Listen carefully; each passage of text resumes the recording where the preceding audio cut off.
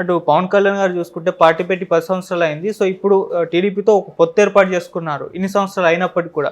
మరి జై Bharat national party రీసెంట్‌గానే స్థాపించబడింది. సో ఒక సస్టైన్ అవ్వాలి అంటే ఏదైనా ఒక పార్టీతో పొత్తు పెట్టుకొని డెవలప్ చేసుకొని అంటే అసెంబ్లీ కొంతమందిని పంపించాలనే ఉద్దేశం ఇక్కడ ప్రజాబలం లేనప్పుడే నీకు పొత్తులు అవసరం. ప్రజాబలం జై భారత్ నేషనల్ పార్టీకి చాలా మెండుగా ఉంది. మా ఆశయాలు, మా ఆదర్శాలు, మా పార్టీ విధి విధానాలు, మా మేనిఫెస్టో ప్రజలకు చాలా చేరువైపోయింది ఆల్రెడీ. సో ప్రజాబలం మాకున్నప్పుడు వేరే వాళ్ళతో పొత్తు అవసరం లేదు. మాకు ప్రజలతో పొత్తు ఉంటుంది ఆంధ్రప్రదేశ్లో. సో ప్రజాబలం లేని పార్టీలే పొత్తుల కోసం వెంపర్లాడుతూ ఉంటాయి. సో మాకు ప్రజాబలం ఉంది కాబట్టి వేరే పార్టీలతో పొత్తు మాకు అవసరం లేదు. ఓకే, ప్రజాబలం ఉంది అంటున్నారు. దాదాపు 170 స్థానాల్లో పోటీ చేయాలి. మరి అంతా పోటీ చేసేంత క్యాండిడేట్లు అభ్యర్థులు ఉన్నారు కదండి, ఉన్నారు. ఏ రోజుకి ఆ రోజు అసెంబ్లీల వారీగా, జిల్లాల వారీగా, తర్వాత పార్లమెంట్కి కోఆర్డినేటర్స్ అందరినీ నియమిస్తున్నారు కదా. సో ప్రజలు లీడర్షిప్ రెడీ అయిపోతుంది ఆల్రెడీ పోటీ చేసేదానికి. మరోవైపు మీ పార్టీ స్థాపించినప్పుడు కొన్ని రూమర్స్ రావడం మనం చూసాం. సో కాపు ఓట్లను చీల్చడానికి పార్టీ ఏర్పాటు చేశారు, మన పవన్ కళ్యాణ్ గారు ఓట్లను చీలుస్తారు, ఇది వైసీపీకి ఫేవర్లో ఉంటుందని చెప్పేసి ఇటువంటి రూమర్స్ పైన మీ ఒపీనియన్? అంటే కాపులు ఓట్లు చీల్చేయడానికి, జనసేన ఓట్లు చీల్చేదానికంటే జనసేన లీడర్షిప్ అంత వీక్గా ఉందా నాకు తెలియక అడుగుతున్నాను. వైసీపీ పార్టీకి ఫేవర్గా చేయడానికి లేదా, మేము ఆంధ్రప్రదేశ్కి ఫేవర్ చేసేదానికి ఉన్నాము, ఆంధ్రప్రదేశ్ ప్రజలకు ఫేవర్ చేసేదానికి ఉన్నాం తప్ప వేరే పార్టీలకి వీళ్ళు ఫెయిల్ అయ్యారని మేము వచ్చాము, వాళ్ళకి ఎందుకు ఫేవర్ చేస్తామండి? మేము ఛాన్సే లేదు అసలు. ఒకళ్ళు ఓట్లు చీల్చేదానికి వల్ల మేము ఆంధ్రప్రదేశ్ని ఒక అభివృద్ధిలో అగ్రగామిగా ముందుకు తీసుకెళ్లేదానికి ఉన్న పొలిటికల్ వ్యాక్యూమ్ని, లీడర్షిప్ వ్యాక్యూమ్ని ఫుల్ఫిల్ చేసేదానికి వచ్చాము మేము. అంతే తప్ప వాళ్ళని ఫేవర్ చేసేదానికి వీళ్ళు ఆంధ్రప్రదేశ్కి ఫేవర్ చేస్తాం, పక్కాగా ఆంధ్రప్రదేశ్ని. అంతే తప్ప ఆ పార్టీకి ఈ పార్టీకి ఫేవర్ చేసే పరిస్థితి ఉత్పన్నం కాదు జై భారత్ నేషనల్ పార్టీకి. ఓకే, మేజర్గా అసలు జై భారత్ నేషనల్ పార్టీ సిద్ధాంతాలు ఏంటి, యాక్టివిటీస్ ఏంటి, ఏం చెప్తారు? ఒకటండి, ఇప్పుడు 10 సంవత్సరాలుగా ఆంధ్రప్రదేశ్కి హక్కుగా రావాల్సింది సాధించడంలో ఈ పార్టీలు ఫెయిల్ అయిపోయినాయి. అవి సాధించడం వన్ ఆఫ్ ద సిద్ధాంతం ఆఫ్ జై Bharat national party. Polavaram in టైంలో పూర్తి చేయాలనేది ఒకటి. ఆంధ్రప్రదేశ్ రాష్ట్రానికి హక్కుగా రావాల్సిన విభజన టైంలో ఇచ్చినటువంటి హామీ అయిన ప్రత్యేక హోదాను సాధించడం ఒక సిద్ధాంతము. ఇప్పుడు విభజన హామీలు చట్టంలో పొందుపరిచిన హామీలు ఇవ్వకపోగా వైజాగ్ స్టీల్ ప్లాంట్ని వీళ్ళు ప్రైవేటైజ్ చేయబోతున్నారు. సో ఆ ప్రైవేటైజేషన్ నుంచి దాన్ని కాపాడటం ఒకటి. సో ఏదైనా ఇవన్నీ ఆంధ్రప్రదేశ్ యొక్క డెవలప్మెంటల్ ఇంట్రెస్ట్ చుట్టూ ఉన్న అంశాలు. ఈ అంశాలన్నింటినీ ప్రొటెక్ట్ చేయడమే జై భారత్ నేషనల్ పార్టీ యొక్క మెయిన్ ఉద్దేశం అండి. సో వచ్చే ఎలక్షన్స్కి బీ ప్రిపేర్డ్గా ఉన్నారు, ఎప్పుడు అభ్యర్థులను ప్రకటించే అవకాశం ఉంది, దాదాపు ఎన్ని స్థానాల వరకు గెలవచ్చు? ఒకటండి, ఇప్పుడు ఆల్ 175 కాన్స్టిట్యున్సీస్లో పోటీ చేస్తున్నాం. కొన్ని అసెంబ్లీకి తర్వాత కొన్ని పార్లమెంట్కి అయితే కోఆర్డినేటర్లను ఆల్రెడీ నియమించారు మా అధ్యక్షులు వారు. అండ్ గెలుపు విషయానికి వచ్చేసరికి ఆ ప్రజల బలం రోజు రోజుకు మాకు పెరుగుతూ ఉంది. అండ్ మా మేనిఫెస్టో తీసుకొని మేము ప్రజల్లోకి వెళ్ళిన తర్వాత మా అధ్యక్షుల వారి మీద పర్టికులర్గా ఆంధ్రప్రదేశ్ ప్రజానీకం చూపుతున్న నిజాయితీతో కూడుకున్న ఆ ఆదరణ ఏదైతే ఉందో, అట్ ద సేమ్ టైం మా అధ్యక్షుల వారి నిజాయితీ గురించి వాళ్ళు మాట్లాడుతున్న మాటలు అవన్నీ చూస్తూ ఉంటే డెఫినెట్లీ జై Bharat national party coming assembly and parliament ఎన్నికల్లో సైజబుల్ నెంబర్ ఆఫ్ సీట్స్ అయితే గెలవబోతుందండి. కొన్ని సర్వేలు చూస్తూ ఉన్నాం, అందులో అసలు జై భారత్ నేషనల్ పార్టీ యొక్క పొజిషన్ ఎక్కడుందో కూడా చూపించట్లేదు. అయితే టీడీపీ లేకుంటే వైసీపీ అంటే అవి సర్వేలు కాదండి, అవి పెయిడ్ సర్వేస్. అవి జెన్యున్గా జనాల్లోకి వెళ్ళి చేయించిన సర్వేలు కాదు అవి. అండ్ ఐ థింక్ వాళ్ళు మా పార్టీ ఎస్టాబ్లిష్మెంట్ కంటే ముందే చేయించుకున్న సర్వేలు అవి. అంతే తప్ప మా పార్టీ పెట్టిన తర్వాత వచ్చిన సర్వేలు కాదు ఒకటి. And most of the surveys ఇద్దరు ఆ పార్టీకి లేకపోతే ఈ పార్టీకి పెయిడ్ సర్వేస్ తప్ప అవి నిజమైన సర్వేలని నమ్మే పరిస్థితులు అయితే మేము లేమండి. అంటే కొంతమంది ఏమంటున్నారంటే 2024 టార్గెట్గా జై భారత్ నేషనల్ పార్టీ ఏర్పడలేదు, 2029 ఎలక్షన్స్ కోసమనే ఏర్పడింది అంటే ఇప్పటికీ అలా ఏం లేదండి. ఇప్పుడు లాంగ్ రన్ బ్యాటిల్ ఒకటి డెఫినెట్గా ఉంటుంది, కానీ మేము ఈ ఎలక్షన్లు అంతా టేక్ ఇట్ ఈజీగా తీసుకోవట్లా. ఎవ్రీ ఎలక్షన్ మాకు చాలా సీరియస్ ఎలక్షనే. సో మా పార్టీ పెట్టిన తర్వాత ఫస్ట్ ఎలక్షన్ అసెంబ్లీ ఎన్నికలు కాబట్టి అంత ఈజీగా తీసుకునే పరిస్థితి అయితే లేదు. మాకు ప్రతి ఎలక్షన్ సీరియసే. 24 సీరియసే, 29 సీరియసే, 34 ఎలక్షన్ కూడా మాకు సీరియస్ అవ్వబోతుంది. సో ఈ ఎలక్షన్ ప్రాసెస్లో ఒక సైజబుల్ నెంబర్ ఆఫ్ సీట్స్ మేము గెలుచుకొని డెఫినెట్గా రాష్ట్రానికి ఏదైతే లీడర్షిప్ వ్యాక్యూమ్ ఉందో దాన్ని ఫుల్ఫిల్ చేయబోతున్నాం మేము. ప్రత్యర్థులు కూడా మరి మీ పార్టీని అంత సీరియస్గా తీసుకోవడం లేదు. అయితే వైసీపీ టీడీపీ పైన, పవన్ కళ్యాణ్ గారి పైన, లేకుంటే షర్మిలా గారి పైన చూస్తున్నాం వైసీపీ పార్టీ, ఆ టీడీపీ వాళ్ళు వైసీపీ పైన చూస్తున్నాం. కాబట్టి అసలు నేషనల్ అంటే వాళ్ళకు భయం ఉందండి, వాళ్ళకు భయం ఉంది.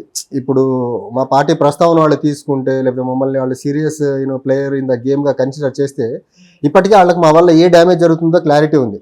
దాన్ని ఇంకా మ్యాగ్నిఫై చేసిన వాళ్ళు అవుతారు, ఆ డ్యామేజ్ని. మా బలాన్ని ఇంకా పెంచిన వాళ్ళు అవుతారు. సో మా బలాన్ని పెంచకూడదనే ఒక స్ట్రాటజిక్ గేమ్ వాళ్ళు ఆడుతుంది. ఆ ట్రాప్లో జనాలు అయితే పడరు, జనాలు ఖచ్చితంగా మాతో ఉన్నారు. అంటే ఎటువంటి డ్యామేజ్ చేస్తుంది, ఎటువంటి ప్రభావం వచ్చే ఎలక్షన్స్తో? ఒకటండి, ఇప్పుడు వీళ్ళది అవినీతి ట్రాక్ రికార్డు కదా.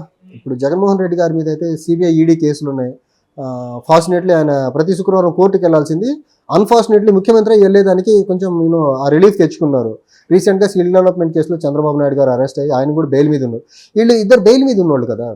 సో వీళ్ళిద్దరు బెయిల్ మీద ఉన్నోళ్ళు వీళ్ళకి ఏమాత్రం మాకు ఇంకొంచెం పాపులారిటీ పెరిగిందని ఎక్కడన్నా వస్తే వాళ్ళకి ఇంకా డ్యామేజ్ ఎక్కువ అవుతుంది. సో ఆ డ్యామేజ్ కంట్రోల్ మెజర్లో భాగంగానే వాళ్ళు మా గురించి ఎక్కడ బయటకు అంతా ప్రస్తావించట్ల. వాళ్ళు ఏమాత్రం ప్రస్తావించినా మాకు ఇంకా పాపులారిటీ పెరుగుద్ది, మా ఇమేజ్ పెరుగుద్ది, మా పార్టీ ఇంకా జనాల్లో బలంగా వెళ్తుంది. సో వాళ్ళు ఎవరు సపోర్ట్ లేకుండానే మేము వెళ్తున్నాము. వాళ్ళు మా గురించి ఏమాత్రం మాట్లాడితే అది మాకు ప్లస్ అవుతుంది. ఆ ప్లస్ అవడం వాళ్ళకి ఇష్టం లేక వాళ్ళు మా ప్రస్తావన తీసుకురావట్లేదు. ఇక మీరు వినుకొండ కోఆర్డినేటర్గా ఉన్నారు కాబట్టి మీ దగ్గరికి అంటే ఎటువంటి సమస్యలతో వస్తున్నారు ప్రజలు? అంటే ఒకటండి, ఇప్పుడు వినుకొండ ఇప్పుడు ఆ ఎమ్మెల్యే గిరిని ఏంటంటే వాళ్ళు స్వలాభాల కోసం వాడుకుంటున్నారు, వ్యవస్థల్ని స్వప్రయోజనాల కోసం వాడుతున్నారు. రీసెంట్గా నేను వినుకొండ వెళ్ళినప్పుడు నాకు ఒక విషయం నా దృష్టికి వచ్చింది ఏంటంటే, ఇక్కడ స్థానికంగా ఉన్న ఎమ్మెల్యే వచ్చేసి ఆల్మోస్ట్ స్థానికంగా 180 ఎకరాల భూమి అండి.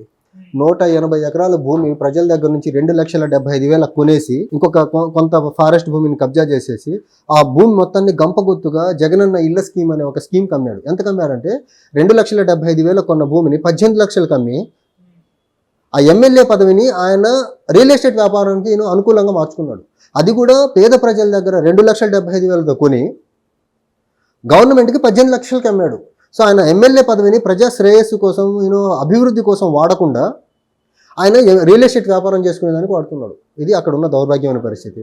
ఆ మున్సిపాలిటీలో ఈ రోజుకి ఒక పార్క్ లేదు. ఆ వినుకొండ టౌన్కి పాలిటెక్నిక్ కాలేజ్ చేస్తామని 15 సంవత్సరాల క్రితం ఇచ్చిన వాగ్దానము ఈ రోజుకి అది ఫుల్ఫిల్ చేయలేదు. సో వినుకొండ ఇప్పుడు మనం చూసుకుంటే నాకు తెలిసి దేశంలో ఉన్న బ్యాక్వర్డ్ మండల్స్లో వినుకొండ కాన్స్టిట్యున్సీలో ఒక మండలం బొన్నాపల్లి మండలం అని ఉందండి. అది నాకు తెలిసి దేశంలోనే అత్యంత వెనుకబడిన మండలం. ఆ మండలాన్ని డెవలప్ చేసేదానికి ఇప్పటి వరకు ఆల్మోస్ట్ 75 సంవత్సరాలు ఇండిపెండెంట్ ఇండియాలో కనీసం డెవలప్మెంట్కి నోచుకొని మండలం అండి. ఇట్స్ వెరీ అన్ఫార్చునేట్ అనమాట.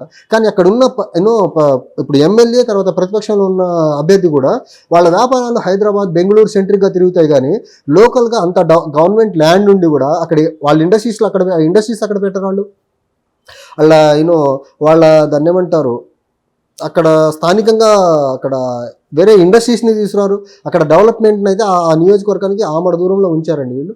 ఆ విషయంలో బాగా సక్సెస్ అయ్యారు. కానీ వీళ్ళిద్దరూ టీడీపీ అండ్ వైసీపీ వాళ్ళిద్దరూ అయితే వాళ్ళు ఎమ్మెల్యే పదవులను అడ్డం పెట్టుకొని వాళ్ళ వ్యాపారాలను మాత్రం ఒక భయంకరంగా మ్యాగ్నిఫై చేసుకున్నారు.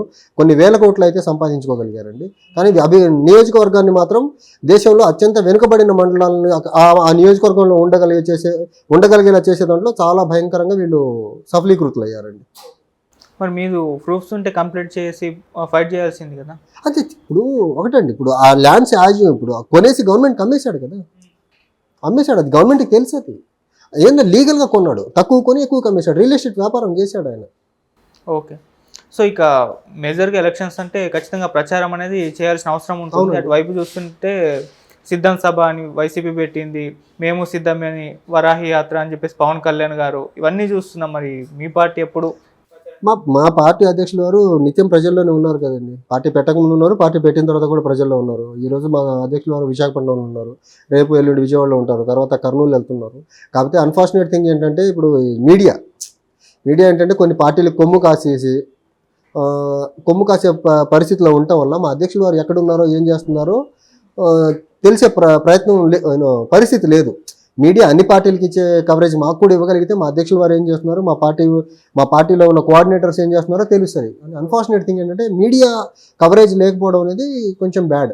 సరే, ఇటు వినుకొండ నియోజకవర్గంలో చూసుకుంటే ఇద్దరు అపర కుబేర్లు ఉన్నారు మరి అక్కడ. సో వాళ్ళిద్దరిని ఎదుర్కొని మరి జై భారత్ నేషనల్ పార్టీ ఏ విధంగా ముందుకెళ్తుంది అంటారు?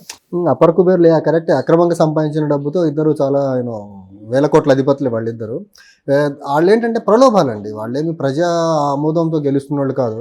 వాళ్ళు నాసిరకం చీరలు మహిళలకు పంచుతూ ఉంటారు. తర్వాత ఇంతకుముందు తమిళనాడులో ఉండే కల్చరు, మిక్సీలు, కూలర్లు, తర్వాత వాషింగ్ మిషన్లు, గ్రైండర్లు, టీవీలు పంచే కల్చర్ ఉండేది. తమిళనాడులో కల్చర్ని ఇప్పుడు వినుకొండ నియోజకవర్గం తీసుకొచ్చేసారు వీళ్ళు. ఇప్పుడు మిక్సీలు పంపిణీ కార్యక్రమం మహిళలకి. సో ఇలా వీళ్ళు ప్రలోభాలతో ముందుకు వెళ్తారు. దాన్ని తిప్పికొట్టే సామర్థ్యం, సత్తా మాకుందండి. సో వాళ్ళ దగ్గర అక్రమంగా సంపాదించిన డబ్బు ఉండొచ్చు, కానీ మాకైతే ప్రజాబలం ఉంది. సో ప్రజాబలంతో వాళ్ళిద్దరిని ఎదుర్కొంటామండి మేము.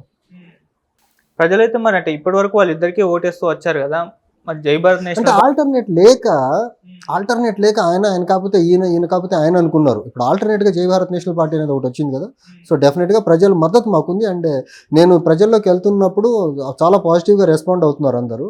అండ్ వీళ్ళు ఈ చీరల పంపిణీ ఎలా ప్రలోభాలు, ఎంత నాసిరకం చీరలు, ఒక నాసిరకం మిక్సీలు, ఇలా ఈ పంపకాలతో జనాల్ని కొంచెం ఒక భ్రమంలో ఉంచేస్తున్నారు. ఆ భ్రమంలో జై భారత్ నేషనల్ పార్టీ తొలగిస్తుంది, అక్కడ ప్రజల్ని చైతన్యవంతులను చేస్తుంది. ఖచ్చితంగా వీళ్ళిద్దరిని ఓడిస్తాము. ఓకే, ఎటువంటి యాక్టివిటీస్ చేయబోతున్నారు అక్కడ? అంటే మేము మేనిఫెస్టోని డోర్ టు డోర్ క్యాంపెయిన్లోకి తీసుకెళ్తున్నామండి. సో అది అందులో తెలుస్తున్నాయి మాకు వీళ్ళు ఎలాంటి అరాచకాలు. ఇప్పుడు రియల్ ఎస్టేట్ వ్యాపారం చేస్తున్నారు, ఇళ్ల పట్టాల కోసం రియల్ ఎస్టేట్ వ్యాపారం ఎలా చేశారనేది కానీ, ఈ నాసిరకం చీరలు పంపడం కానీ, ఓటర్లకి ఎలక్షన్ ముందు కూడా పంచడం మొదలెట్టేస్తారు వీళ్ళు. సో నాసిరకం చీరలతో వీళ్ళు ఏదో ఇమేజ్ బిల్డింగ్ ప్రయత్నం చేస్తూ ఉన్నారు. అవి అవినీతితో సంపాదించిన డబ్బుతో కొనిస్తుందని ప్రజలను ఆల్రెడీ చైతన్యవంతం చేస్తున్నాము. ఇప్పుడు మిక్సీలు పంపిణీ కార్యక్రమం చేస్తున్నారు. ఆ విషయం కూడా చెప్తున్నాం. వీళ్ళ సొంత డబ్బులతో వీళ్ళు అక్రమంగా సంపాదించిన డబ్బుతో మిక్సీలు కొని బల్క్లో కొనేసి మీకు ఇస్తున్నారు. ఓకే, సో మిక్సీలకి తర్వాత నాసిరకం చీరలకి మీ ఓటు నమ్ముకోవద్దని జనాలు చైతన్యవంతులు చేస్తున్నామండి మేము. Okay, thank you so much. Thank you అండి.